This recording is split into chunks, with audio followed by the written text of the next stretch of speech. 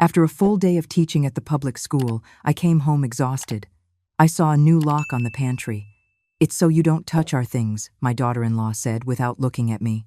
I smiled without saying anything. The next day, the padlock was gone, and in its place, I left a letter. One that made her hands tremble as she read it. Yes, that's right. Just as you're hearing it, a padlock. In my own house. On the pantry I had built myself 25 years ago, when my Arthur was still breathing, and this house smelled like fresh coffee and pastries in the morning. But let me tell you from the beginning, because this story doesn't start with a padlock. It starts long before, when I still believed that being a good mother meant giving everything without expecting anything in return. My name is Eleanor. I am 67 years old, and for 42 of them, I was an elementary school teacher at Lincoln Elementary in the Jefferson Park neighborhood. I taught over 800 children to read. I gave them kindness when their own homes didn't. And I never, ever imagined that my own son would make me feel like an intruder in the place where I raised 3 children and buried a husband. That Tuesday, I arrived tired. My legs ached after standing all afternoon supervising recess. I was 65 then, just about to retire.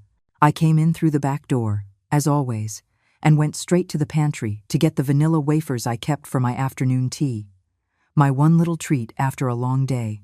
And there it was, a new, shiny, silver padlock hanging from the door of my pantry, as if it were the most normal thing in the world. I froze. My purse slipped from my shoulder. For a second, I thought I was in the wrong house, that I'd walked into the wrong door, but no.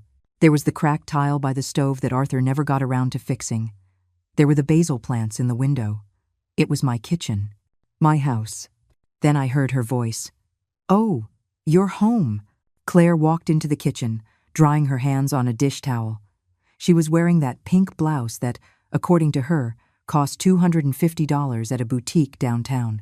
The same amount of money I spent on groceries for the entire week. "What is this?" I asked, pointing to the lock. My voice came out softer than I wanted. I still didn't understand what I was seeing. She didn't even look up. "Oh, that. Ryan and I bought some special things for us. You know, imported goods, organic olive oil, that sort of thing. And, well, we don't want them getting mixed up with the other stuff. It's just to avoid problems." To avoid problems? As if I were the problem? "But, Claire, this is my pantry, my house." She finally looked at me, and in those brown eyes that I once thought were sweet, I saw only coldness. "Oh, Eleanor, don't take it personally. It's just organization. You have your space, we have ours. It's the healthiest way to live together, don't you think? My space, in my own house. As if I were a tenant they were tolerating." I wanted to scream, to rip that lock off and throw it out the window. But something inside me, that part that was always a teacher, the part that learned to measure every word, made me hold my tongue. I smiled. "Of course, dear, whatever you say." And I went to my room. I didn't cry that night. I was too furious to cry. I sat on the bed I shared with Arthur for 38 years. And for the first time in 3 years, I allowed myself to see clearly what I had been ignoring. My house was no longer mine. It hadn't happened overnight. It was like mold growing in the walls. You don't see it until it's everywhere. If this story is stirring something inside you, subscribe to the channel. Because what comes next, not even I saw it coming. 3 years ago, when Arthur died of a heart attack while watering his geraniums, my world collapsed. I didn't just lose my husband. I lost the sound of his footsteps in the morning, the smell of his aftershave when he got ready. That way he'd hug me from behind while I was cooking. The house became a giant echo. Ryan, my youngest son, came to the funeral with Claire. They had been married for 2 years. He hugged me and said, "Mom, we're not going to leave you alone. We'll move in with you until you're feeling better." Temporary, he said, just until I got back on my feet. But temporary turned into a month, then 6, then a year. And suddenly 3 years had passed, and not only had they not left, they had taken complete possession. At first, it was subtle. Claire started to help by reorganizing the kitchen. "It's just more practical this way, Eleanor." My grandmother's Blue Ridge china ended up shoved in a top cabinet I couldn't even reach. My old, seasoned cast-iron skillets were replaced with Teflon pans, which she said were healthier. Then came the furniture. "That armchair is so old, Eleanor. We're going to donate it." And my brown armchair, where Arthur read the Sunday paper every week, disappeared. In its place, they put a modern gray sofa that was nice. Yes, but it wasn't mine. The living room became their home office. My sewing room was filled with boxes of her things. The dining room, where we celebrated every birthday, every Christmas, was now decorated with abstract art I hadn't chosen. And I, like an idiot, let it happen. Because I thought it was love, that they were helping me modernize, that this was just life with young people. But the lock was different. The lock was a message. That night, lying in the dark, I remembered something I told a student years ago. Her name was Daisy, and her older sister treated her badly. She took her things, made her feel invisible in her own family. "Daisy," I told her, "never let anyone make you feel small in your own life, not even for love." And I had done exactly that. I looked at the ceiling. The shadows from the street lamp moved like ghosts. And then, for the first time in a long time, I felt something stronger than sadness. I felt rage. And that rage, I would soon discover, was exactly what I needed to wake up. Because what Claire didn't know is that teachers learn to read between the lines. And I had just read her message perfectly. What she also didn't know was that I knew how to write, too. Wait until you see what I did with that lock, and what I discovered later, on his laptop. The next day, I woke up with a clarity I hadn't had in years. Like when you take off dirty glasses and suddenly see all the details you'd been ignoring. I got up early, as always. I made my coffee in the old drip coffee maker they still allowed me to use, because the Italian pod machine was just for them. I sat in the small space left for me at the breakfast table, and I started to remember. It wasn't sudden. It was like water eroding stone, drop by drop, until you don't recognize your own home. I let my mind travel back 3 years, to the day of Arthur's funeral. It was unbearably hot for November. Street, James Church was packed. Fellow teachers, neighbors, his buddies from poker night, the ladies at the corner store where he bought his cigars on the sly because I nagged him about them. Ryan arrived with Claire.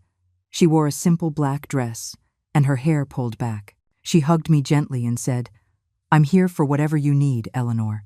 Her voice sounded sincere, or maybe I just needed to believe it was. After the burial, when everyone had gone and the house was left in that awful silence only the newly widowed know, Ryan took my hands. "Mom, you can't stay alone. Not now. I'll be fine, son. Your father taught me to be strong." "I know, but we're going to stay with you for a while. Just until you get back on your feet. The house is huge. We have plenty of space." Claire nodded at his side, with that smile that seemed kind to me then. "It's temporary, Eleanor. A few months, tops. Besides, this way we can save for a down payment on our own house, and you won't be alone. It's perfect for everyone." Perfect for everyone. What a well-wrapped lie. The first few days were good.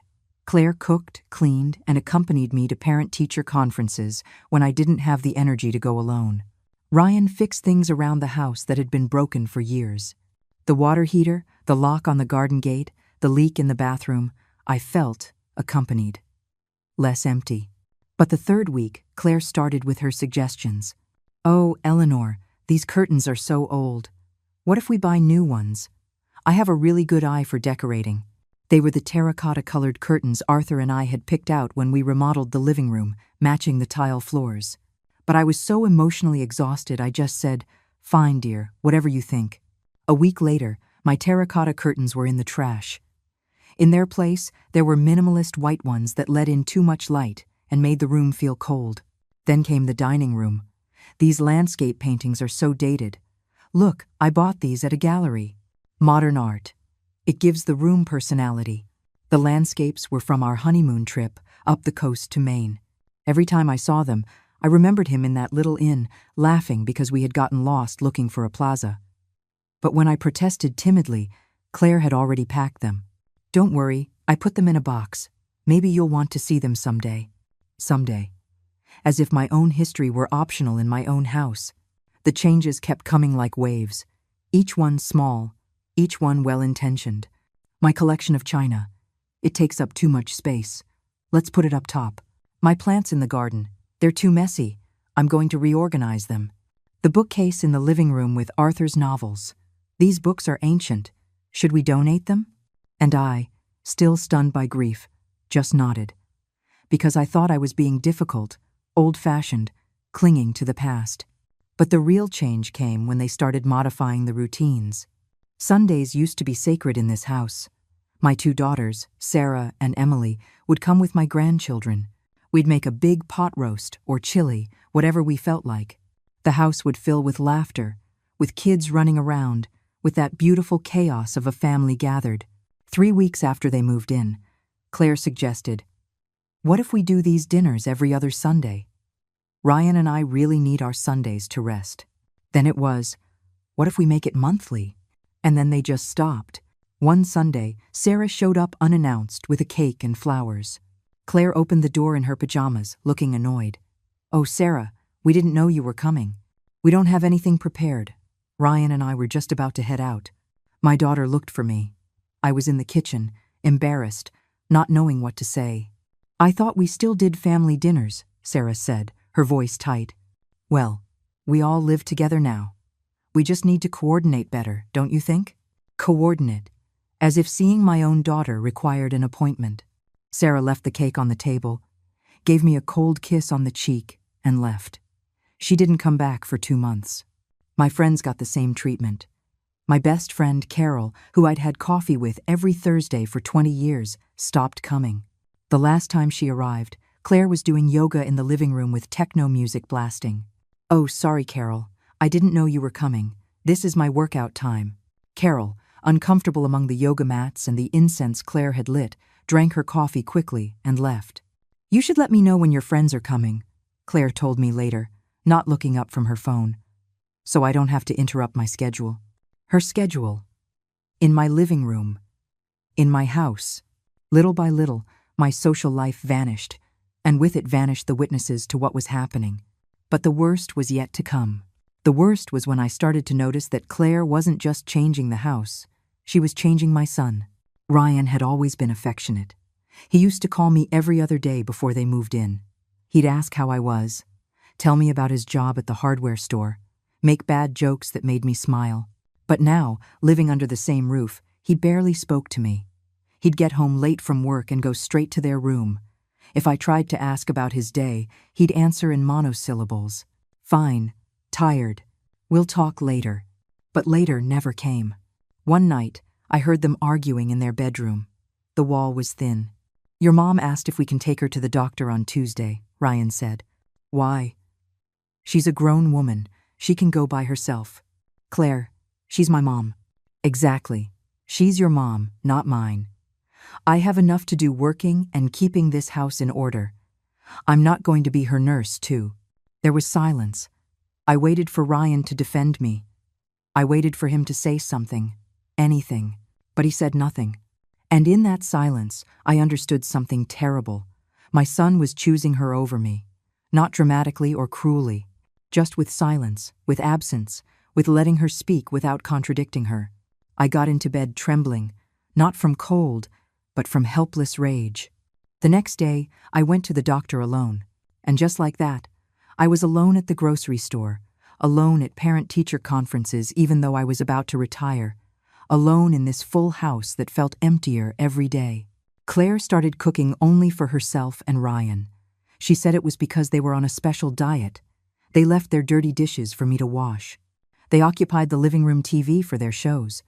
They played music I didn't understand. They had visitors they didn't introduce me to. And I just got smaller, a little more invisible each day in my own life. Until the lock, and that lock was the last straw, because I realized something. They weren't sharing my house. They were taking it from me. You can't believe it, but what they didn't know is that I still had an ace up my sleeve, something not even Ryan knew about. My son looked at me like I was a piece of old furniture in the way, and that hurt more than 1,000 locks. Ryan was born on a July dawn, with thunder outside and my hand squeezing Arthur's until it turned purple. It was a difficult birth. 36 hours of labor. But when I first held him on my chest, with his little eyes barely open and that cry that tore my soul. I swore I would protect him from everything.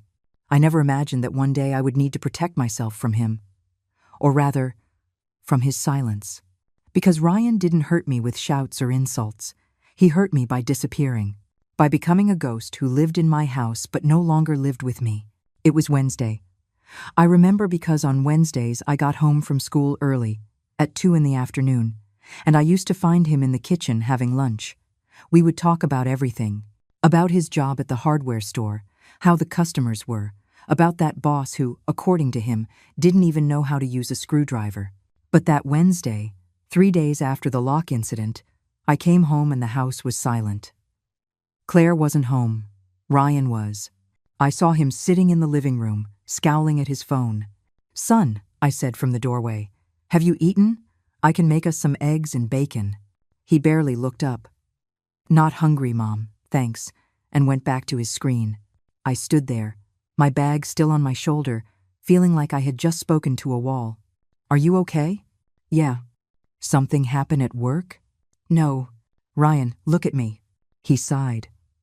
That long sigh you use when someone is bothering you. He put the phone down on the couch and finally looked at me, but his eyes were empty, as if he saw me but didn't recognize me. "What is it, Mom?" "That's what I'm asking you. We don't talk anymore. You don't tell me anything. You live here, but it's like you're not here." He ran his hand through his hair, that gesture he'd made since he was a kid when he was uncomfortable. "I'm just tired. Work is tough. Don't take it personally." "Don't take it personally." The same words Claire used about the lock. "What about Sunday? Sarah told me you invited her and her family for lunch, but you didn't tell me." His face changed. He tensed up. "It was a last-minute thing. I thought you had plans." "What plans would I have? I live here. This is my house." "Mom, don't start." "Start what? Wanting to talk to my own son?" He stood up from the couch. He wasn't looking me in the eye anymore. "Look, Claire and I are trying to build our life. We need space. We can't always be thinking about, you know." "About me? You can't be thinking about me?" "It's not that." "Then what is it?" Silence. That damned silence that had become his answer for everything. "I have to go," he said finally. "Claire is waiting for me." And he left. Just like that, leaving me with words stuck in my throat and my heart in pieces. That night I couldn't sleep. I just stared at the ceiling, remembering the boy Ryan used to be. The one who would climb into my bed when he had nightmares. The one who drew pictures for me in elementary school and proudly taped them to the fridge. The one who would hug me tight and say, "When I grow up, I'm going to build you a huge house, Mom. With a big yard and everything." Where did that boy go? The following days were worse. Ryan started avoiding me completely. He'd leave before I got up. He'd come home late when I was already in my room. And when we did cross paths in the kitchen or the hallway, he'd look down and hurry past, as if I were an inconvenient stranger. But what finally broke me was what I discovered a week later. It was Saturday morning. Claire had left early for the salon. That weekly routine that she claimed was essential and cost $200 every time. Ryan was in the shower, and I, tidying the living room as I always did, found a manila envelope forgotten between the sofa cushions. I didn't want to snoop. I really didn't. But the envelope had the bank's logo, and it was open. Inside was a bank statement. My son's. And there was also a piece of paper in his handwriting. A note he had written to me 2 years ago, when he asked to borrow money. My hands started to tremble as I read it. "Mom, I promise I'll pay you back the $80,000 as soon as we get the loan approved. It's for the down payment on our house. Claire and I already found a perfect place out in Highlands Ranch. We're so excited to start. I swear on Dad's memory, I'll pay you back. Love, Ryan." $80,000. The savings Arthur and I had put together for years for our retirement. The money I was saving for emergencies, so I wouldn't be a burden to anyone in my old age. I lent it to him because he was my son, because I trusted him, because he told me it was for his house. But according to the bank statement in my hands, dated just 1 month prior, there was no house. There was a charge for $70,000 to Premium Auto Group. A car. They had bought a luxury SUV with my money and the bank loan, and they never told me. I felt the floor move. I sat down on the sofa because my legs wouldn't hold me. I read the statement over and over, looking for some mistake, some explanation other than the obvious one. But there was no mistake. My son had lied to me. He had used me. He had taken my life savings and spent it on a whim to please his wife. I heard the shower turn off, Ryan's footsteps approaching. I quickly put the papers back in the envelope and left it where it was. When he came out, his hair wet and a towel around his neck, he looked at me, surprised. "Oh, you're here?" "Yes. Just tidying up." He nodded, uncomfortable. He went to the sofa, grabbed the envelope without a word, and went to his room. He didn't even pretend to explain. That afternoon, when Claire returned with her hair freshly styled and her nails painted bright red, I saw her differently. I watched her get into that brand new gray SUV parked outside, the one they supposedly bought with their savings. With my savings, and something inside me broke for good. It wasn't just the money. It was the betrayal. It was knowing that my own son saw me as a bank, as someone he could take from without giving back, as someone whose needs didn't matter. That night, while they ate dinner in the kitchen, talking and laughing as if nothing was wrong, I stayed in my room. I didn't cry. I was out of tears. Instead, I felt something cold and clear, a decision forming like ice in my chest. I opened my closet, moved the old shoeboxes, and I took out the blue tin box my mother left me before she died. Inside were things Ryan didn't know about. Things Claire could never imagine. Documents, deeds, and a will that was still in my favor. Because it turns out my son had forgotten something very important. This house had an owner, and that owner was still alive, still sane. And now, she was very, very angry. What came next, neither of us saw coming. But when I did it, it changed everything forever. In the back of my closet, I kept something they didn't know existed. My real power. The blue tin box was barely a foot long. It had faded flowers painted on the lid and a small dent in the corner. A souvenir from when it was dropped during the move to this house, 25 years ago. To anyone else, it was just an old, worthless object. But to me, it was a war chest. I took it out that Saturday night, after discovering the truth about the money. I placed it on my bed carefully, like someone unearthing something sacred. My hands trembled as I opened the rusty lid. The smell of old paper hit me first. Then I saw what was inside. Yellowed envelopes, carefully folded documents, photographs, and a black notebook with frayed corners. My mother's notebook. There, in her slanted, precise handwriting, were all the lessons she gave me before she died. Eleanor, she told me on her last lucid day, her eyes already dimmed by the cancer, but her voice firm. Never, ever, let anyone think you're stupid just because you're kind. Kindness is not weakness, and a woman who knows when to stay silent is more dangerous than 100 screaming men. I smiled, remembering her. My mother had been a teacher too, and she taught me that information is power. I pulled out the first document, the deed to the house. Original, sealed, notarized. In my name, Eleanor Monica Reynolds, widow. Not a single letter mentioned Ryan or Claire or anyone else. This house was mine, completely. No debt, no mortgage, no conditions. I had inherited it from my parents when they passed, and Arthur and I had remodeled it with our own savings. Every brick, every window, every tile in the bathroom had been paid for with the sweat of 2 teachers who worked for 40 years without stopping. Ryan knew that, or at least he used to. But maybe Claire had made him forget, or maybe he had chosen to forget because it was convenient to think this house would be his someday. I pulled out the second document, my will. I had made it 5 years ago, when Arthur and I decided to get our affairs in order. Back then, it left the house divided equally among my 3 children, Ryan, Sarah, and Emily. But that will could be changed, and a dark part of me, one that had been dormant for too long, began to consider that possibility very seriously. I kept looking. Copies of the utility bills, water, gas, property taxes, all in my name. All paid by me for the last 3 years, despite the $200 a month Ryan and Claire contributed, which barely covered their groceries. $200. A joke. The property taxes alone were $800 every quarter. The electric, $200. The gas, $100. Maintenance, repairs, unexpected costs. I paid for all of it with my teacher's pension. My $2,500 a month pension, evaporating to maintain a house for 3 people where only I was contributing real money. But the most interesting thing was at the bottom of the box. A white business card with blue lettering. Patrick Nolan, attorney at law, family and estate law. Patrick had been my student in 3rd grade, over 30 years ago. A skinny, serious kid who always read during recess. Now he was one of the most respected lawyers in the state, and he owed me. I had convinced his mother not to pull him out of school when she wanted to put him to work. "Miss Reynolds," he'd said at Arthur's funeral, squeezing my hand tightly. "Anything you need, whatever it is, just call. You changed my life." I looked at the card, then at the documents, and then, for the first time in weeks, I felt something that wasn't sadness or rage. I felt control. The next morning, Sunday, I waited for Ryan and Claire to leave. They had plans to have brunch with her parents.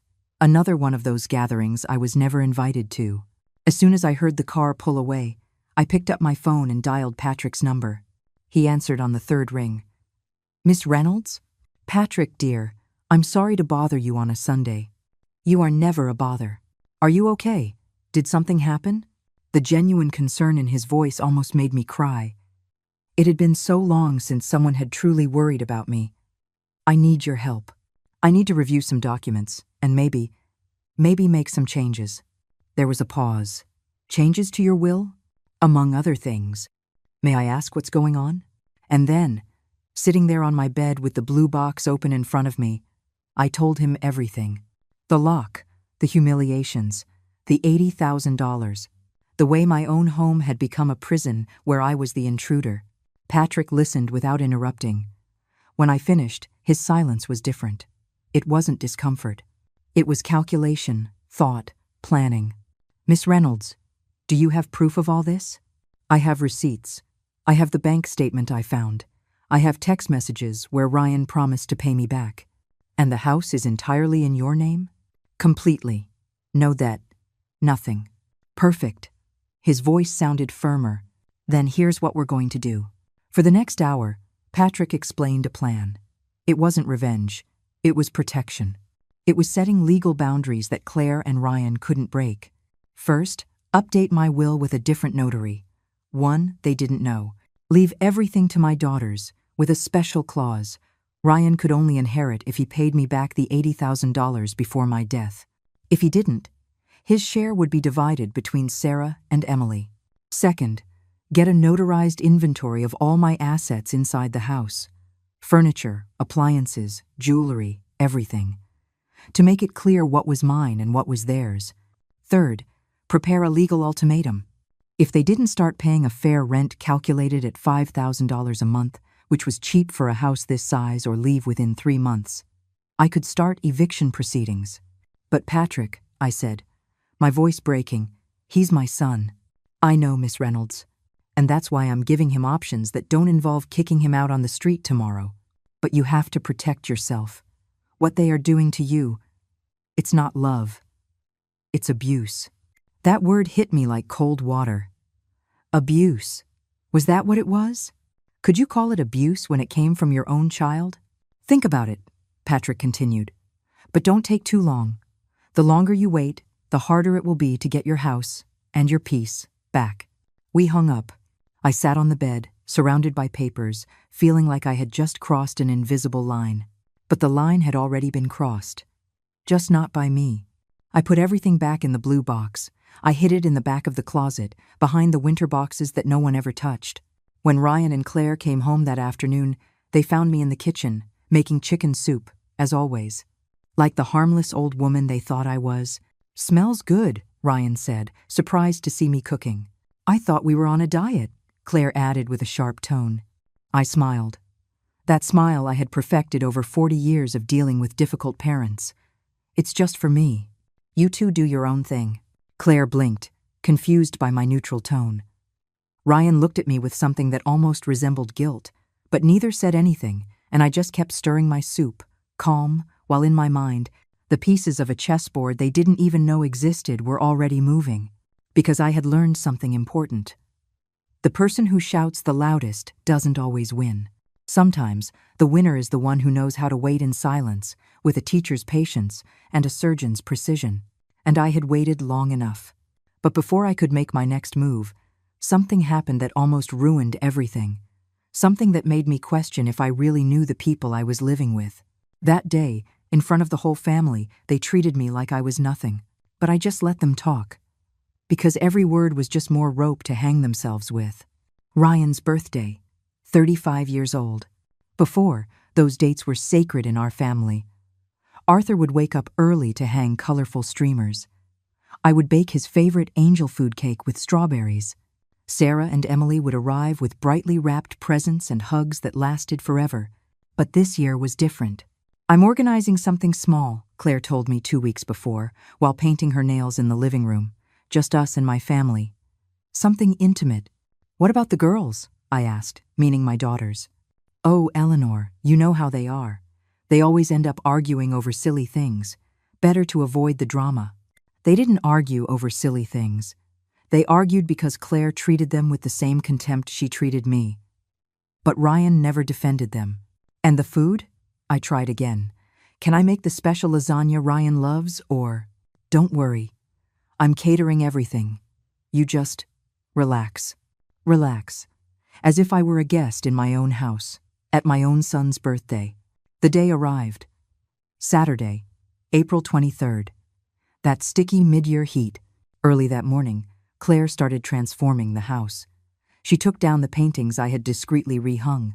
She put out modern centerpieces with artificial flowers. She changed the tablecloths to minimalist gray ones that, according to her, matched the decor. I watched her from the kitchen doorway, invisible, as she commanded and organized in my house as if it were hers. "Ryan, move that chair." "No, not there. More to the corner." "Perfect." My son obeyed without a word, moving furniture from one side to the other, sweating in his white t-shirt. "Do you need help?" I offered. Claire didn't even turn around. "No, we're almost done." "Oh, actually, could you go to your room while we set up? We're using the living room, and we don't want anything in the way." Anything in the way. Or anyone. I went to my room like a scolded child. I closed the door and sat on the bed, feeling the heat rise in my neck, the humiliation, the contained rage. But I stayed quiet. I took out my cell phone from the nightstand. I put it on silent. I set it on my dresser, strategically propped against a book, with the camera aimed at the partially open door. I started recording. If my years as a teacher had taught me anything, it was this. When someone is hurting you, document. Words are forgotten. Witnesses change their stories. But a video doesn't lie. At 6 o'clock in the evening, the guests started to arrive. First, Claire's parents, Walter and Beatrice. Yes, that was her name. And believe me, it was perfect for how insufferable she was. Beatrice entered wearing a floral dress and expensive sunglasses, carrying a cake from a fancy bakery downtown. She looked around the living room with a critical eye, as if judging if it was all up to her standards. "Oh, honey, it looks wonderful. You can tell you have great taste." "Your great taste?" "In my house, with my furniture shoved into corners." Then Claire's sister, Megan, arrived with her husband and 2 spoiled kids, who immediately started running through the house, screaming like wild animals. One of them knocked over my African violet. No one said a word. They didn't even pick it up. I stood in the hallway, dressed in my Sunday blouse and pearl earrings, waiting for someone to greet me. No one did. Claire walked right past me, as if I were part of the wall. Walter glanced at me and nodded, but said nothing. Beatrice flat out ignored me. Ryan? Ryan was too busy opening bottles of wine and putting on music. I sat in the corner chair, the one they had shoved next to the bookcase, and I watched. The dining room table was filled with food I hadn't cooked. Sushi, fine cuts of meat, gourmet salads, bottles of wine that cost more than $50 each, artisanal bread, French desserts, all paid for with the money they supposedly didn't have, the same money that justified them not paying me fair rent. "A toast to my husband." Claire raised her glass. to his 35 years, and to this being the start of our best chapter together. Our best chapter. As if I hadn't been there for his first 35 years. As if I hadn't given birth to him, raised him, educated him, supported him when he was unemployed, consoled him when his girlfriends left him. Everyone toasted. Glasses clinked. Laughter filled the room. And no one, absolutely no one, toasted me. Then Beatrice, with 3 glasses of wine in her and that condescending tone of people who think they're superior, dropped the bomb. "Oh, Claire, it's so good you two are so patient. Not everyone can stand living with their mother-in-law, right?" She laughed that fake laugh that made my skin crawl. "They must be so grateful to you. Not all modern kids sacrifice like this, taking care of their parents instead of dumping them somewhere. Sacrifice. Taking care of. As if I were the burden." Claire smiled, lowering her gaze with false modesty. "Oh, my mother-in-law, she does what she can. It's hard at her age, right? But we manage, with patience." Mother-in-law. That word, which had sounded affectionate in the first few months, was now just poison wrapped in honey. "It's just," Megan chimed in, pouring more wine. "I told my husband, when his mom gets old, no way is she moving in with us. Straight to a nursing home. It's healthier for everyone." Laughter erupted. Ryan smiled uncomfortably, but said nothing. "Nothing." Walter added his 2 cents. "Well, I think it's fine to help, up to a point. But there comes a time when the old folks have to understand their cycle is over. Let the young people live." The old folks. They talked about me as if I weren't there, like I was an object to be dealt with eventually. Beatrice looked directly at me for the first time all night. "Right, Eleanor? You understand they need their space. They're young. They have dreams. They can't be burdened with." "Well, you understand." I stayed quiet. I smiled. That smile I had perfected over weeks of enduring insults disguised as advice. And I let them keep talking, because my cell phone was still recording. Every word, every cruel laugh, every dismissive comment. Claire brought out the cake. They sang "Happy Birthday." Ryan blew out the candles. He made a wish. They asked him what he wished for. And he, looking at Claire with loving eyes, said, "I wish that we'll have our own house soon, so we can start our real life. Our real life." As if these 3 years had been a lie. As if I were a temporary obstacle. I stood up from my chair. My legs were shaking, but I kept my back straight. 40 years of standing in front of 30 kids every day had taught me how to have presence. "I'm going to my room. Enjoy your party." No one stopped me. No one said, "Don't go." No one asked if I was okay. Claire just muttered, "Rest well." I closed my bedroom door. I stopped the recording. 3 hours and 40 minutes of documented humiliation. I sat on the bed with the phone in my hands. I hit play. I listened to it all again. And this time, I didn't feel sadness. I felt clarity, because they had just given me exactly what I needed. Irrefutable evidence that I wasn't imagining things, that it wasn't my fault, that this was abuse, disguised as living together. I saved the video to the cloud. I made 3 backup copies. I sent one to Patrick Nolan's email with the subject, "Urgent." Additional evidence. Then I lay down. And for the first time in months, I slept soundly. Because I wasn't alone in this war anymore. I had allies. I had proof. And above all, I had a plan. What they didn't know was that they had just dug their own graves. And I was about to hand them the shovel. The next day, I did something that Claire will never forget. Something as simple as a letter, but as devastating as an earthquake. When Claire read that letter, I saw the color drain from her face. Because the right words, said at the right time, are worth more than 1,000 screams. Sunday morning was quiet. Too quiet. That uncomfortable stillness after a storm, when the air still smells like electricity and destruction. Ryan and Claire didn't come out of their room until 11. I had already been awake for 2 hours. I'd had my coffee. I'd watered the few plants I had left. And I had done something I'd been planning all night. On the dining room table, among the remains of the party that no one had cleaned up, I saw the padlock. They had just left it there, next to the empty bottles and dirty plates. As if it were trash. as if it hadn't been the symbol of my humiliation just days before. I picked it up.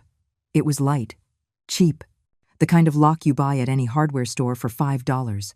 Nothing special, but to me, it represented a line that had been crossed. I went to the kitchen drawer, where I kept my tools.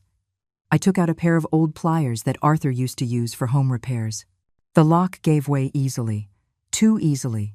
With a little force and the right angle, the shackle popped open without a problem. I smiled. That symbolic lock, so powerful in Claire's mind, was useless. It was pure theater, an illusion of control. Just like everything else she had built in this house, I left the broken padlock on the kitchen counter, where she would see it. But that wasn't enough. I needed to send a clearer message, a more permanent one. I went to my room. I took out a pen and paper, not the computer, not a text message, a handwritten letter. Because there's something about handwriting that makes words heavier, makes them dig deeper.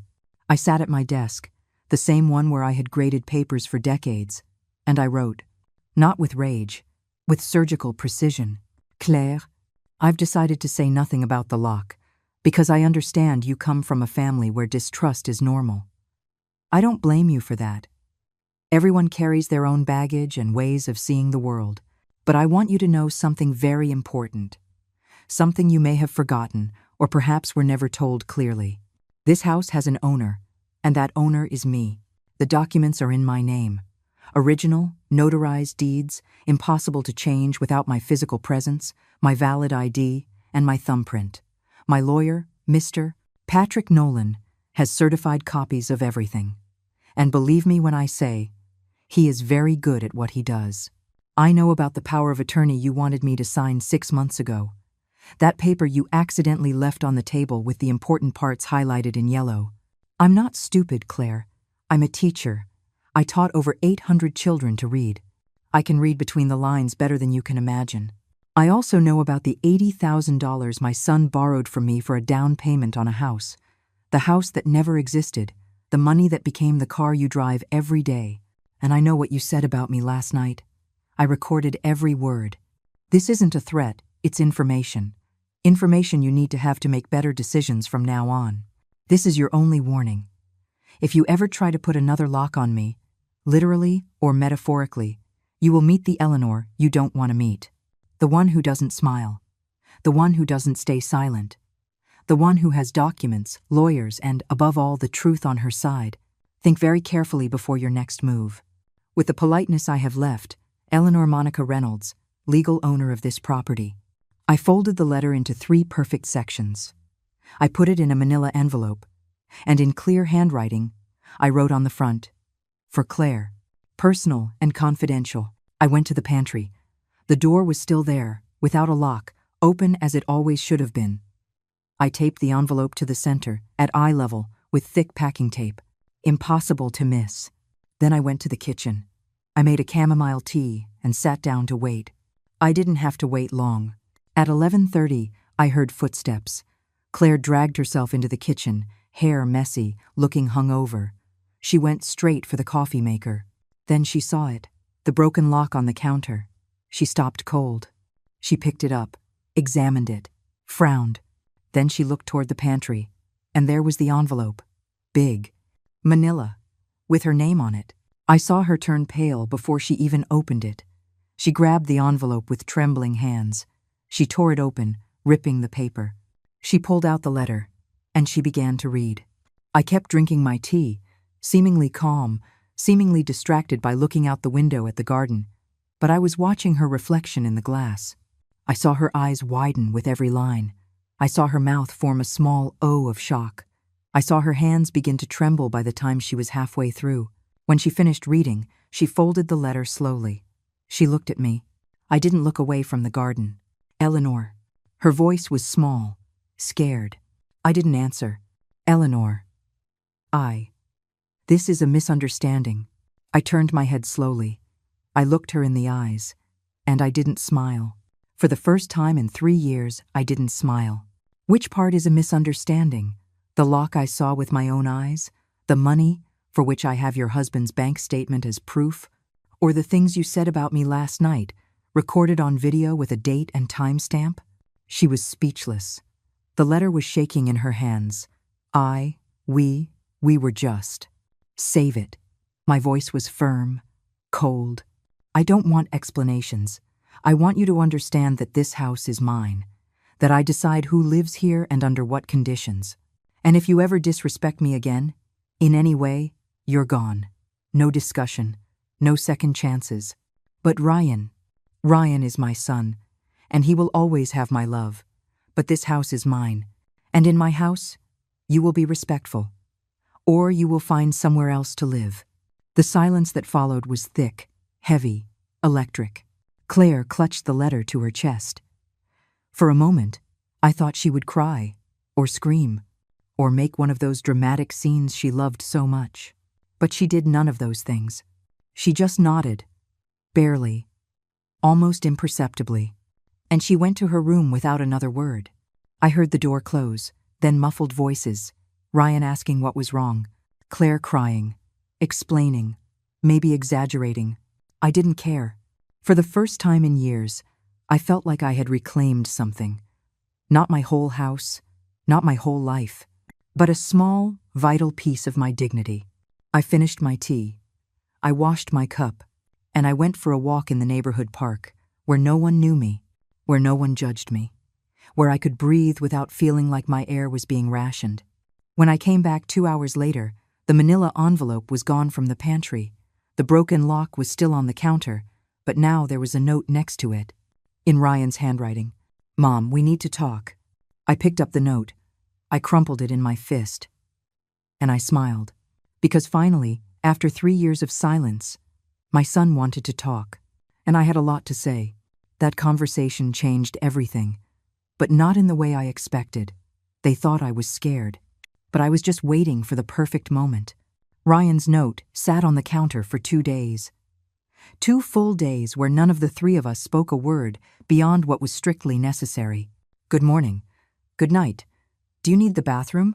Nothing more. The house became a minefield where every step had to be measured, where every closing door sounded like a gunshot, where the silence was so dense you could almost cut it with a knife. Claire avoided my gaze.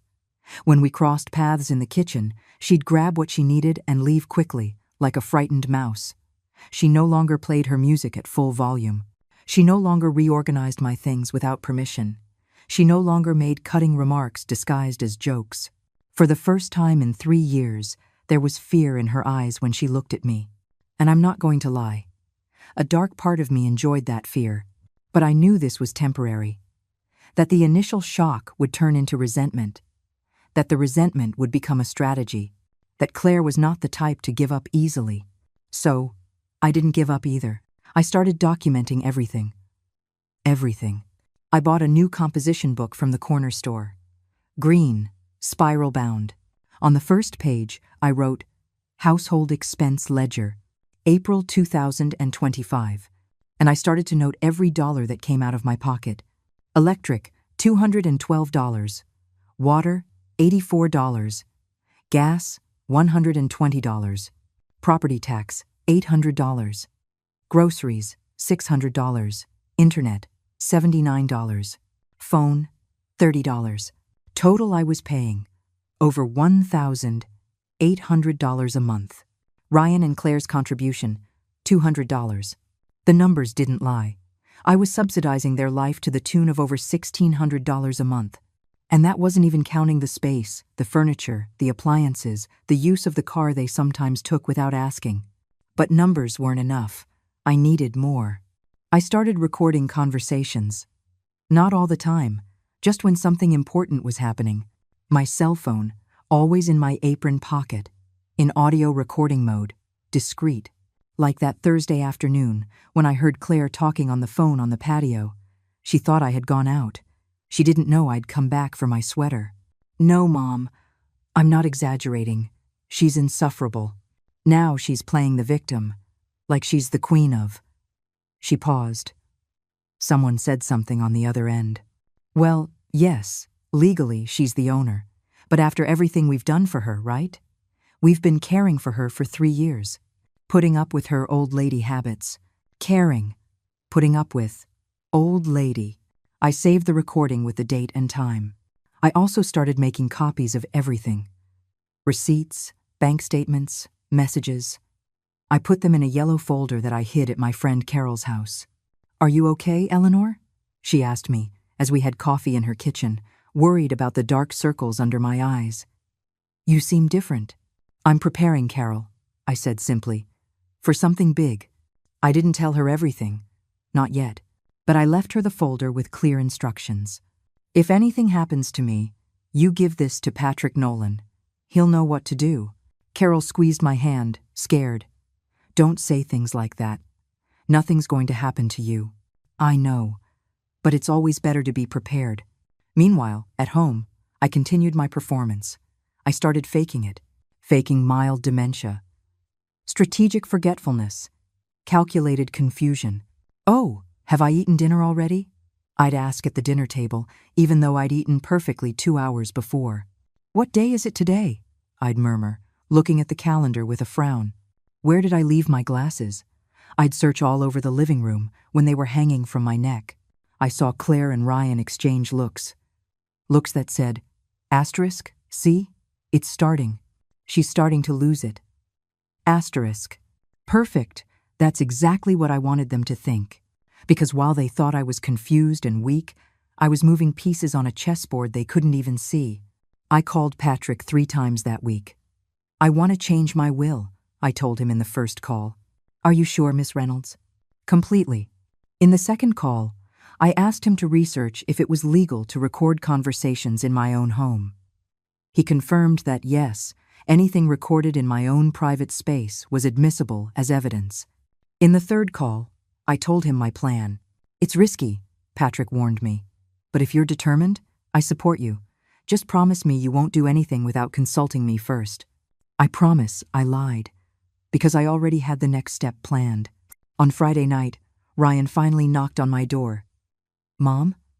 Can we talk?" "Come on." Son. He walked in slowly, hands in his pockets. He sat on the edge of my bed, in the same spot he used to sit as a boy when he had nightmares. "About the letter." Claire showed me. He looked at the floor. "I didn't know you felt that way." That sentence almost made me laugh. Or cry. I couldn't tell if it was honest or just willful blindness. "Ryan, look at me." He looked up. He had Arthur's eyes. The same brown eyes with gold flecks that I fell in love with 40 years ago. "Did you really not know? Or did you not want to know?" He was silent. And in that silence, I found my answer. "The $80,000, he started. "I don't want to talk about that right now. But Mom, I'll pay you back. I swear. It's just that." "Ryan," my voice was firm. "I didn't come into this world to be paid back. I came to be respected. And in my own house, I don't feel respected. Do you understand the difference?" He nodded slowly. His eyes were glassy. "I'm sorry. I know. But I'm sorry isn't enough. I need to see changes. Real changes. What do you want me to do?" And there it was. The question I had been waiting for. "I want to live in peace in my house. I want your wife to treat me with basic respect. And I want you to start contributing fairly to the expenses. Or find your own place." He shot up. "Are you kicking us out?" "No. I'm giving you options. $5,000 a month in rent. It's cheap for this house. Or you can save up and find your own space, like you always said you were going to do." "But, Mom, we don't have that kind of money right now." "You have money for a luxury car, for expensive clothes, for salons and restaurants." My voice didn't waver. "You have money. You just don't want to spend it on me." He stood in the middle of the room, torn between 2 loyalties, and once again, he chose silence. "Think about it," I said softly. "You have 1 month." He left my room without another word. I didn't sleep that night. I stayed awake staring at the ceiling, wondering if I had been too harsh, if I had crossed a line I couldn't come back from. But when dawn broke and I saw the sun coming through my window, lighting up the photo of Arthur on my nightstand, I knew I had done the right thing. Because love without respect isn't love. It's habit. And I had been a habit for far too long. It was time to make a decision. What happened next surprised even me, because it turned out I wasn't the only one with secrets in this house. When I opened that chest in front of them, their eyes filled with greed. They didn't know it was a trap. The 1-month deadline I gave Ryan passed like sand through my fingers. 30 days where the tension in the house was so thick you could almost chew it. Claire continued to avoid me, but I noticed something different in her gaze when she thought I wasn't looking. She was calculating, planning, waiting. So was I. It was a Sunday afternoon, one of those hot May afternoons where the air doesn't move and everything seems to stand still. I was in my room, reorganizing my summer closet. I took out old boxes, dresses I no longer wore, shoes saved from Arthur's time. And then, I accidentally left my bedroom door ajar. Just as Claire was walking down the hall, I heard her footsteps stop. Then, that held breath of someone who is seeing something they shouldn't be, but can't look away. In my hands, I held the velvet-lined chest. It was beautiful, I'll admit. About 16 inches long by 10 inches wide. The burgundy velvet was worn at the corners, but it still held that deep, almost blood-red color that gave it an air of mystery. It had gold engravings on the lid, intertwined initials that were barely visible. It had been my grandmother's, passed to my mother, and then to me.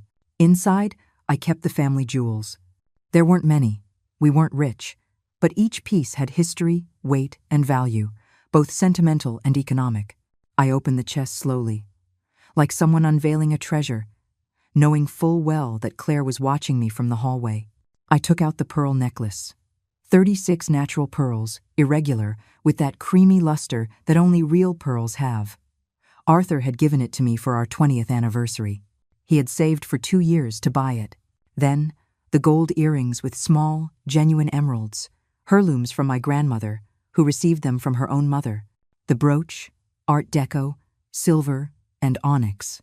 A piece from the 1930s that my mother wore on special occasions and was worth, according to the last appraisal I had 10 years ago, about $2,000. And finally, the ring. The engagement ring Arthur gave me under the cherry blossoms in Washington Park. White gold with a small, bright diamond surrounded by tiny sapphires. I placed them on my bed, one by one, admiring them in the light from the window. And then, as if just noticing her presence, I turned toward the door. "Oh, Claire, I didn't see you there." She took a step forward, her eyes fixed on the jewels. She wasn't even pretending to be subtle anymore. "Is that real?" I smiled, that proud grandmother's smile showing off her treasures. "Yes, dear. They're family heirlooms. They've been with us for generations." I picked up the pearl necklace and let it run through my fingers. "This necklace is almost 50 years old. The pearls are natural, see? Not like the cultivated ones they have now, all uniform." Claire came closer, hypnotized. "Can I?" She held out her hand. I gave her the necklace. She took it with exaggerated care, like someone holding something priceless, which in truth it was. "It's beautiful," she murmured. Her eyes were shining in a way that reminded me of a child in front of a candy store window. "It must be worth a lot." "Well, I've never had it appraised to sell. But yes, I suppose so." The old appraisal said that, altogether, it was worth about $20,000. But that was 10 years ago. Who knows now? I saw her swallow hard. I saw how her fingers caressed the pearls with a reverence mixed with greed. "And this will someday be Ryan's." I finished the sentence for her. "Well, yours. When I'm gone, of course. It's for the family." Something changed in her expression. A light switched on in her eyes. A dangerous light that I knew very well, because I'd seen it in parents when they discovered a teacher had something they wanted. "Where do you keep something so valuable?" she asked, trying to sound casual. "Right here, in my closet. I've always kept it here." I faked a worried look. "Although, lately I've been thinking, maybe I should put it in a safe deposit box, just in case." "Yes, that would be safer," she said quickly. "I can help you take it to the bank, if you want." I bet she could. "Oh dear, that's so kind. Yes, maybe one of these days we'll do that together." I gently took the necklace from her and put everything back in the chest. I locked it with the small key that hung from a chain. Claire followed my every move with her eyes. "Well, I'll let you rest," she said finally, but her feet didn't move. She kept staring at the chest as if memorizing it. When she finally left, I waited 5 minutes. Then I left my room and walked casually through the living room. Claire was on the sofa with her phone, but she wasn't watching videos or on social media. She was on Google. I read the searches in her screen's reflection from the hallway mirror. Natural pearl necklace price. Antique jewelry value. Family heirloom inheritance, who inherits. I smiled to myself and kept walking. For the next few days, Claire changed completely. Suddenly, she was kind, helpful. She asked if I needed help with the groceries. She offered to make me tea. She even tried to cook something special for me, though it was terrible. "Eleanor," she said one Wednesday afternoon, her voice sweet as poisoned honey, "have you thought more about the bank? I have time tomorrow. We could go together to open the safe deposit box." "Oh, yes, but I don't know. I'm worried they'll ask for a lot of paperwork." "Don't you worry. I'll help you with everything. I can even put my name on the box, too, so that if anything happens to you, we'll have access." You know, for Ryan. There it was. The real motive. "What a good idea," I said, faking innocence. "Let me think about it." But I didn't think. Instead, I called Patrick. She took the bait. I told him on the phone that night, locked in my bathroom with the water running so they wouldn't hear me. "Are you sure about this, Miss Reynolds?" "It's a risk." "I know, but I need her to show her true colors. And this is perfect. Do you want me to prepare the documents?" "Yes, but with the clause we discussed." The next day, I told Claire I had made the appointment at the bank for Friday. Her face lit up like a Christmas tree. "Perfect. I'll go with you. Don't you worry about a thing." Friday came. We went to the bank. We opened a safe deposit box. We put the chest with the jewels inside. And we signed the papers. What Claire didn't know, because she didn't read the fine print that the bank officer explained quickly and she signed without paying attention, was that this box required 2 keys to be opened. I had one. Patrick Nolan had the other, with very specific legal instructions. It could only be opened if I died of natural causes, certified by doctors, and after a complete notary review of my final will. If anything happened to me suspiciously, the box was automatically frozen and its contents would become part of a legal investigation. Claire had access to the box. Technically, her name was on the papers, but she couldn't open it without me. And if I died, she couldn't open it either, without going through a legal process that would expose any irregularity. It was the perfect trap. We left the bank. Claire was happy, thinking she had won something, that she had secured her future. She didn't know she had just signed her own sentence, because I wasn't just protecting myself from her. I was protecting myself from any accident that might conveniently happen to me. And above all, I was creating evidence of her true character, evidence I would need very soon. What happened next was so fast, not even I was prepared for it. Because Claire made a mistake that changed everything. It was a Saturday morning when it all exploded, and I made sure there were witnesses. The calm after the bank visit lasted exactly 12 days. 12 days where Claire acted like the perfect daughter-in-law. She'd ask about my health. She'd offer to take me to the doctor. She even gave me a wool shawl so you don't get cold at night.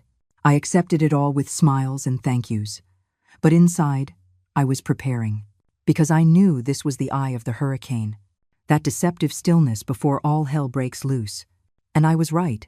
On Thursday night, while I was pretending to be asleep, I heard voices from Ryan and Claire's room. They were arguing, quietly, but loud enough for me to catch stray words. "Can't go on like this. House should be ours. She's old. How much longer?" The notary said we can. My heart sped up. I got up silently, barefoot, and put my cell phone on audio recording mode against the wall we shared. The app Patrick had recommended amplified the sound. What I heard froze my blood. "My cousin works at a nursing home," Claire was saying. "He says with a doctor's certificate saying she can't take care of herself anymore, we can commit her, and the house would be free." "I don't know, Claire. She's my mom." "So what?" "She's been in the way for years. Look at us, Ryan. We can't have kids because we live with your mother. We can't have our own life. This house should have been ours when your dad died. But legally, there are ways. My uncle is a lawyer. He says with a power of attorney and a diagnosis of senile dementia, we can take control of her assets. And you've seen how she is lately. She forgets things. She confuses the days. Even the doctor could certify that she's not well. I felt nauseous. Not because of what they were planning, but because of how well my performance had worked. Too well. I don't know if I can do that. Ryan's voice was weak, hesitant, but not scandalized. Not outraged. Like a son defending his mother should be. Oh, Ryan, don't be a coward. It's for our own good, for our future. Besides, she'll be taken care of in the home. It's better for everyone. The silence that followed was worse than any word, because it meant Ryan was considering it. My own son was considering locking me away to get my house. I saved the recording. I uploaded it to the cloud, to 3 different email addresses, and then I knew it was time. I couldn't wait any longer. Friday morning, I called my 2 daughters. Sarah, Emily. I need you to come to the house tomorrow, at 10 in the morning. It's urgent. Are you okay, Mom? Sarah asked, alarmed. I'm fine, but I need you here, and bring your husbands. It's important. Then, I called Patrick. It's time. Are you sure? Completely. Prepare everything we discussed. The full documentation? All of it. And I need you here tomorrow at 10, with the notary, if possible. Understood, Ms. Reynolds. Finally, I called my friend Carol. I need you here tomorrow, as a witness, and bring your phone, fully charged. What are you going to do, Eleanor? I'm going to get my life back. Saturday dawned clear. One of those days where the sky is so blue it hurts to look at. I got up early. I put on my best blouse, the blue one with white flowers that Arthur gave me for our last anniversary. I put on my pearl earrings. I did my hair carefully. If this was going to be a battle, I would enter it like a queen. At 9:30, they started to arrive. First, Sarah, with her husband, Robert. My eldest daughter, with that worried look she's had since she was a little girl. Mom, what's going on? Wait until everyone is here, honey. Then, Emily with her husband, Javier, and my 2 grandchildren. The kids ran to hug me. Grandma! We haven't seen you in so long. I know, my loves. I know. Carol arrived right on time with a box of pastries, which she left on the dining room table. And finally, Patrick Nolan, with his leather briefcase, and an older gentleman in a suit, whom he introduced as Mr. Mendez, the notary. Ryan and Claire were in the kitchen, having breakfast. When they saw so many people walk in, their faces changed. What is this? Claire asked, standing up. It's a family meeting, I said calmly. Sit down, everyone. I have something important to say. We arranged ourselves in the living room. I took the main armchair, the one that had been Arthur's. My daughters sat on either side. Patrick and the notary stood beside me. The others spread out on chairs brought from the dining room. Claire and Ryan remained standing, tense, like cornered animals. You can sit, I repeated. It wasn't a suggestion. They sat slowly on the gray sofa they had bought. I took a deep breath, and I began. I've gathered you all here because I need you to hear this. And I need witnesses to what I'm about to say. I took out my cell phone. I connected it to the Bluetooth speaker and played the recording from Thursday night. Claire's voice filled the living room. With a doctor's certificate, we can commit her. I saw the color drain from Ryan's face. I saw Claire's mouth open, but no sound came out. Sarah put her hand to her mouth. Emily started to cry. I let the recording play to the end, to the part where Ryan didn't say no, where he just stayed silent, complicit. When it finished, the silence in the room was absolute. Mom, Ryan tried to speak. I held up my hand. I'm not finished. This isn't all. I pulled out the yellow folder I had kept at Carol's house. I opened it on the coffee table. Here are all the receipts for this house for the last 3 years. Electric, water, gas, property taxes, maintenance. All paid by me, with my $2,500 a month pension. I put another document on top. Here is the bank statement that proves the $80,000 I lent for a down payment on a house was used to buy a luxury car. A car I have never used, that I have never even been offered a ride in. Another document. And here are the screenshots of the text messages between Claire and her sister, where she says, and I quote, "Just a few more months of putting up with the old woman, and this house is ours." Claire jumped to her feet. You spied on my phone? That's illegal. Patrick spoke for the first time, his voice professional and cold. Actually, ma'am, everything in this folder was obtained legally. The recordings were made on Miss.com, Reynolds's private property, where she has every right to record. The documents are copies of originals, and the messages were photographed on a laptop your husband left open in a common area of the house. Claire turned to Ryan. Say something. Don't just sit there. But Ryan said nothing. He was staring at the floor, his eyes glassy. I continued, because I still wasn't finished. I want you to know, I said, looking directly at Ryan, that this house will never be yours as long as I live. I have already modified my will. If anything happens to me, the house is to be divided only between Sarah and Emily.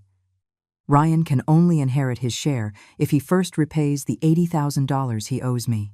If he does not repay it before my death, his share is nullified. Mr. Mendez, the notary, held up a document. Here is the updated will, signed and certified 3 days ago. It is completely legal and binding. Ryan finally looked up.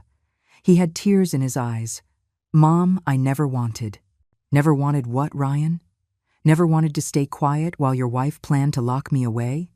Never wanted to lie to me about the money? Never wanted to make me feel invisible in my own home? My voice cracked, but I held firm. I'm going to give you one option. One. You have 30 days to get out of this house. I can lend you $5,000 for a deposit on an apartment. It's more than you deserve, but I am your mother, and I won't leave you on the street. This is ridiculous, Claire yelled. You can't just kick us out. Patrick intervened again.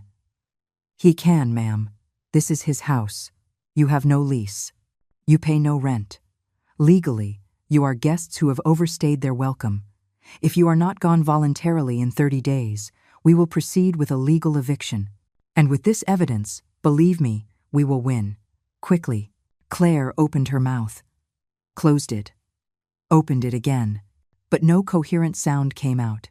Ryan, my son, the boy who once promised to build me a huge house, broke down and cried, Mom, forgive me, please.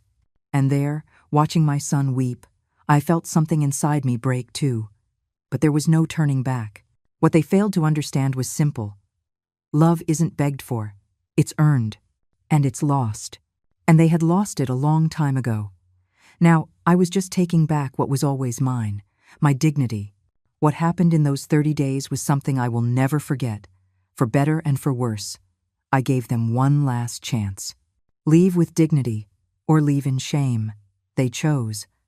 But it was already too late for pride. The 30 days that followed that meeting were the strangest of my life. The house became a divided space, as if an invisible line separated enemy territories. They were in their room. I was in mine. And in between, a silence so heavy it hurt to breathe.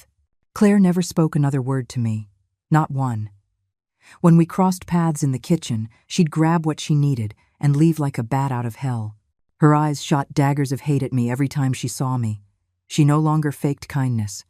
There were no more masks. And in a twisted way, that gave me peace. Because at least we were finally being honest. But Ryan was different. My son became a ghost, wandering the house with slumped shoulders and a lost gaze. He lost weight. He stopped taking care of his appearance. Sometimes I'd find him sitting in the garden, staring at Arthur's plants, but not really seeing anything. One afternoon, 11 days after the meeting, he knocked on my door. Mom, can I come in? I was embroidering a tablecloth, an activity that always calmed my nerves. I put the needle down. Come in. He walked in slowly, as if he were afraid of breaking something. He just stood in the middle of the room, hands in his pockets. I want you to know. We found an apartment. In the Capitol Hill neighborhood, it has 2 bedrooms. It's nice. I'm glad. He nodded. But he didn't leave. There was something else he wanted to say, and he didn't know how. Mom, I never wanted things to get to this point. I put the embroidery in my lap. I looked him directly in the eyes. Those eyes of Arthur's that once looked at me with childish adoration. But they did, didn't they? Yes, his voice broke. And it's my fault, not Claire's. Mine. Because I failed you. I let it all happen. I stayed quiet when I should have defended you. I felt something in my chest loosen, just a little. Why, Ryan? Why did you do this to me? He sat down on the floor, right there. Just like when he was a kid and would come to confess he'd broken something or gotten a bad grade. Tears rolled down his cheeks unchecked. Because I was scared. Scared of losing her. Claire has always been intense, demanding, and I thought if I didn't do what she wanted, she'd leave me, like the others. He wiped his face on his sleeve. I know it sounds pathetic. I know it's no excuse. But it's the truth. And me? You weren't afraid of losing me? I thought you'd always be there, that mothers always forgive, that I could do anything, and you'd still love me. The brutal honesty of that confession hit me like a stone. Because he was right, I had allowed it. I had allowed him to believe my love was unconditional to the point of self-destruction, that he could hurt me without consequence. A mother's love is big, Ryan, but it's not infinite. It has limits. And you crossed all of mine, he sobbed. A deep, racking sob. Like a child who finally understands that actions have real consequences. Will you ever be able to forgive me? That question hung in the air between us. The truth was, I didn't know the answer. Not yet. I don't know, son, but I know this. Forgiveness doesn't erase what happened. And even if I do forgive you one day, things will never go back to the way they were, because I've changed. And you'll have to change, too, if you want to get back any part of what you lost. He just sat there, on my bedroom floor, crying like I hadn't seen him cry since he was 8 years old and fell off his bike. And I let him cry. Because those tears were necessary. They were part of his education. The next few days were filled with boxes and moving tape. Ryan and Claire packed their things with mechanical movements. I stayed in my room most of the time, letting the process happen without my presence. Sarah and Emily came to help me put the house back in order afterward. We got rid of the gray furniture. We brought my old, story-filled furniture out of storage. We put the terracotta curtains back up. We rehung the paintings from Maine. Are you okay, Mom? Emily asked me, as we hung the family photos Claire had taken down. I'm sad, I admitted. But I'm also at peace. For the first time in years, I am at peace. On the 29th day, one day before the deadline, a moving truck arrived. Ryan and 2 movers cleared everything out. Clothes, furniture, boxes, that gray sofa I hated so much. Claire supervised it all with a face of controlled fury. She didn't say goodbye. She didn't even look at me. She got into the SUV, the one bought with my money, and left without a backward glance. Ryan was the last one out. He was carrying a box of photographs. He stopped at the door. Thanks for the $5,000. I'll pay you back, along with the other $80,000. I don't know when, but I will. Don't do it for me, Ryan. Do it for yourself. So you can learn that debts are paid, that promises are kept. He nodded, and then, in a small voice, he asked, Can I come visit you? Someday, when things are calmer. I thought about it. I really did. Call me in 6 months. If by then you've started to keep your word, if you've shown that you're changing, we can try to rebuild something. But it will be different. With boundaries, with respect. I understand. He moved as if to hug me. I tensed up. I wasn't ready, he noticed. He stopped. And instead, he just gave me a kiss on the forehead. I love you, Mom. And I'm sorry. I'm really sorry. And he left. I closed the door behind him. I leaned against the wood. And finally, after months of holding it in, of being strong, of being strategic, I let myself cry. I didn't cry for Ryan, or for Claire, or even for the lost money. I cried for the broken illusion of what could have been and never was, for the son I raised to be a good man who somehow got lost along the way, for the years I would never get back. But I also cried with relief, because my house was finally mine again. The following months were for healing. I started inviting my friends over again on Thursdays, Carol, Linda, Susan. We'd have coffee and pastries at my table, without having to ask permission, without feeling like we were in the way. Sarah and Emily started coming over on Sundays with the grandkids. The house filled with the laughter of children again, with the smell of pot roast, with those long talks that only happen in families that truly love each other. I adopted a cat. A stray orange cat that showed up in my garden one afternoon. I named him Artie, because he had those same golden eyes as my husband and that same calm way of observing the world. And little by little, I started to remember who I was before I became the invisible woman in my own life. 6 months later, Ryan called. "Mom?" I paid back the $5,000. I deposited it today, and I have $3,000 saved for the other amount. I know it's a long way to go, but I'm working on it. How are you, son? There was a pause. I'm better. Claire and I are in therapy. She's still angry with you. But at least she's working on understanding why she did what she did. And so am I. I'm learning to set boundaries, to not be so afraid. I'm glad. Can I see you? For coffee? Just for half an hour? I thought about it, and this time, the answer was easier. Yes. But just you. And at a coffee shop, not here. I'm not ready for you to be in this house yet. I understand. I love you, Mom. I love you too, son. But loving doesn't mean forgetting. It means remembering and choosing every day to rebuild what was broken. A year after that family meeting that changed everything, I'm sitting in my garden. The afternoon sun is warm on my face. Artie the cat is sleeping on my lap. My plants are blooming because I finally have time to care for them. Not everything is perfect. I still have hard days. Days where I miss the idea of what could have been. Days where I wonder if I was too harsh. But then I remember the lock, the humiliations, the nights I felt like a stranger in my own bed, and I know I did the right thing. Because I got back something more valuable than a house. I got back my dignity, my peace, my right to live without fear, without guilt, without having to justify my existence. Ryan visits once a month. We have coffee. We talk. We've had 4 visits now, and each one is a little less awkward than the last. I don't know if we'll ever have the relationship we used to. Probably not. But we're building something new, something based on mutual respect, on clear boundaries, on a love that is no longer blind, but aware. And that's enough, because I learned something I should have learned a long time ago. True wealth isn't what you own. It's what you refuse to let them take from you. Your peace, your dignity, your right to live without apologizing for existing. And that, no one will ever take from me again. I share this story not for you to judge me, or to applaud me. I share it because I know there are so many women out there living the same thing, feeling invisible in their own homes, putting up with it because they think it's what they're supposed to do. And I want you to know this. You don't have to put up with it. You don't have to be a martyr. You can set boundaries. You can say no. You can take your life back. It is never too late to defend yourself. It is never too late to choose yourself. I did it at 67 years old.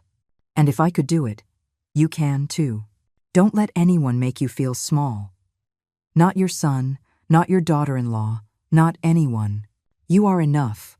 You have always been enough, and you deserve respect, especially in your own house, especially in your own life. Are you looking for more? Did this story strike a chord in your heart? Did it make you think? Did it give you the strength to do what you need to do? Leave me a comment. Tell me where you're listening from. Tell me if you're fighting your own battle. You are not alone. None of us are. Give this video a like if this story reminded you of your own worth. Subscribe to keep hearing stories of women who decided to stop being invisible. Because our voices matter. Our stories matter. And as long as there is someone willing to tell them, there is hope for all the rest. With love and respect, Eleanor. The end.